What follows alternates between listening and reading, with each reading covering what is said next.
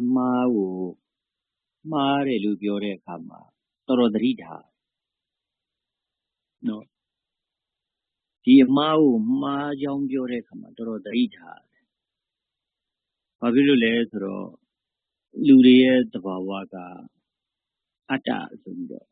နော်ကိုရှိတာနဲ့ကိုကာထားကြကိုရှိတာနဲ့ကိုကာထားကြတော့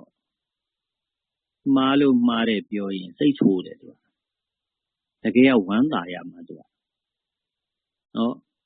မှားလို့မှားတယ်ပြောရင်စိတ်ဆိုးတယ်အားငယ်တယ်ဝမ်းနေတယ်မဟုတ်တာတွေကြီးပဲဖြစ်တာတကယ်ကမှားတယ်လို့ပြောရင်အဲ့ဒါဝမ်းသာမှားတော့မှမှားမှန်းသိတော့မှအမှန်ဆိုတာဒီအမှန်စီတို့ဥတည်ပြီးသွားနိုင်မှာဒါလည်းပဲဒီစာပေထဲမှာမှတ်တမ်းတင်ထားတယ်ကိုတဲ့ကိုမှအားနေချက်တွေအပြစ်တွေမှားတာတွေထောက်ပြပေးခဲ့ရင်တဲ့ရွှေအိုးပေးတာလို့ပဲဝမ်းမြောက်ဝမ်းသာဖြစ်ရတယ်တဲ့နော်ရွှေအိုးကြီးကိုညွန်ပြပေးသလိုပဲတဲ့ဒါပေမဲ့ခုနပြောတဲ့ခောက်ရိုးကျိုးနေတဲ့လူတွေရဲ့စိတ်သဘာဝကြတော့အဲ့လိုမဟုတ်မှားတာကိုမှားတယ်လို့ပြောတဲ့အခါမှာအင်မတန်စိတ်ဆိုးကြတယ်နော်အဲ့တော့အမှန်တရားစီတို့ပြောတဲ့အခါအဲ့ဒီအမှားကလည်းပဲထောက်ပြရတာတွေရှိတယ်အမှားကိုထောက်ပြရတာတွေရှိတယ်အဲ့ဒီလိုအမှားကိုပြောတော့လည်းပဲနော်တိုက်ရိုက်ကြီးပြောရင်အဆင်မပြေဘူးစိတ်တွေကမခံနိုင်ကြဘူးစိတ်တွေဆိုးကြတယ်ဒါမလို့ခုဒီနေ့ဦးဇင်းတို့ပြောတဲ့အခါလည်းပဲသတိထားပြီးပြောရတာပါနော်ဘာဖြစ်လို့သတိထားပြီးပြောလဲဆိုရင်ခုနပြောသလိုပဲကိုကမှားနေတဲ့ဟာလေးတွေမပြောရင်မကြိုက်ကြဘူးနော်မကြိုက်ကြတနေ့လို့တနေ့စာဆင်းရဲသားဆိုတာဒါကမကောင်းဘူးပေါ့မကောင်းပေမဲ့လက်တွေ့ဘဝမှာအဲ့လိုများဖြစ်နေခဲ့အဲ့လိုပြောတဲ့အခါကျတော့စိတ်ဆိုးခြင်းလဲဆိုးနိုင်ကြတယ်ဒါပေမဲ့ဒီမှားတာကိုမှားတယ်လို့မပြောရင်လည်းပဲဒီမှားကဘယ်လိုလုပ်ပြောင်းလဲနော်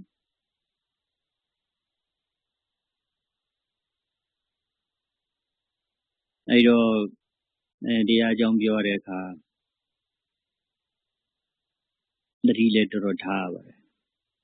လူတွေကမျိုးမျိုးတဦးချင်းတယောက်ချင်းဆိုရင်တော့ဒါအများနဲ့မဟုတ်ပဲနဲ့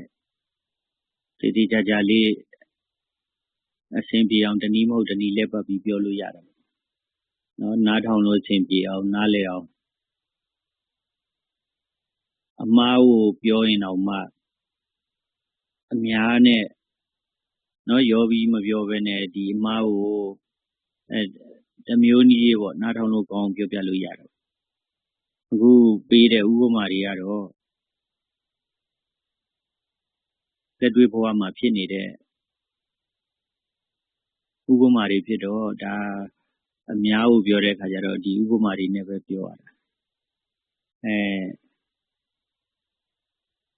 ကိုဘာသာကိုကဒါတို့ပြောတာပဲလို့ယူပြီးတော့သိဆင်းရဲတာလည်းဖြစ်တတ်တာပေါ့နော်ဒီခုနပြောတဲ့တနေ့လို့တနေ့စာဆိုတာဒါဆင်းရဲသားတွေကိုပြောတာဆင်းရဲသားဆိုတာငတုံးပေါ့ညံမသုံးနိုင်ညံမသုံးနိုင်တော့ဝန်ထမ်းဘဝနဲ့ပဲလူများဝန်ထမ်းတဲ့ဘဝနဲ့ပဲနော်တနေ့လို့တနေ့စာတွေကလည်းဝန်ထမ်းတွေကူလီတွေအဲ့ဒါတွေများသလိုလကစားဆိုတာလည်းဝန်ထမ်းပါပဲဝန်ထမ်းပါပဲ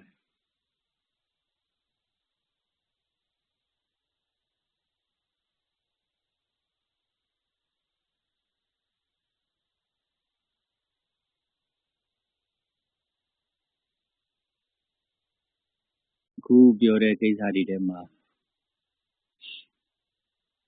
တရားအကြောင်းသင်တို့ခုနားလည်အောင်ပြောတော့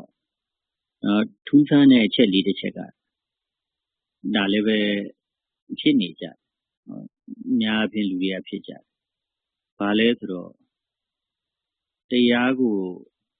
တရားလို့အတိပေး နော်တရားကိုတရားလို့သိအောင်ပြောပေးတာအဲ့ဒါတရားလို့မထင်ဘူး